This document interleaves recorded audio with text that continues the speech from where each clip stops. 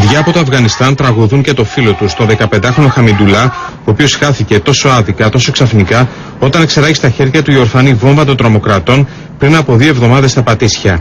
Το πρωί, μαζί με τους συγγενείς τους, συγκεντρώθηκαν στο νεκροταφείο Κεσαριανής για να τον αποχαιρετήσουν, με μια σημαία του Αφγανιστάν, λουλούδια και φωτογραφίες του αγοριού που έγραφαν τη λέξη μάρτυρας. Έτσι αποκαλούν στη χώρα τους τα αθώα παιδιά που χάνουν τη ζωή τους. Αβάσιμος ο πόνος για τους γονείς του 15χρονου, οι οποίοι έχουν κρεμάσει τα ρούχα τους στη φωτογραφία του αγοριού αλλά και της κόρης τους, που τραυματίστηκε σοβαρά από τη φωνική έκρηξη. Ο τραγικός πατέρας βρήκε τη δύναμη και το κουράγιο να στείλει μήνυμα ενότητας, έτσι ώστε να μην υπάρξουν, όπως είπε, άλλα θύματα της τυφλής βίας.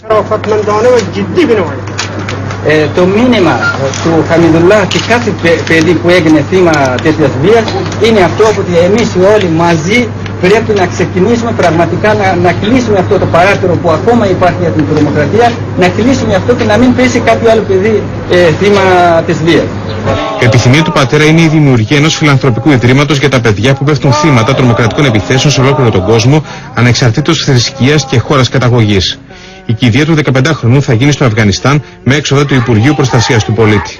Η χαμένη ζωή του μικρού Αφγανού θα είναι η αρχή μιας καινούργιας πορείας προς την ελευθερία, προς τη μάχη κατά της τρομοκρατίας και της τυφλής βίας. Συμμετέχουμε ταυτόχρονα μέσα από αυτή την οδύνη με όλο το φορτίο της ανάγκης για την κατοχύρωση των δικαιωμάτων των μεταναστών και των προσφύγων στη χώρα μας.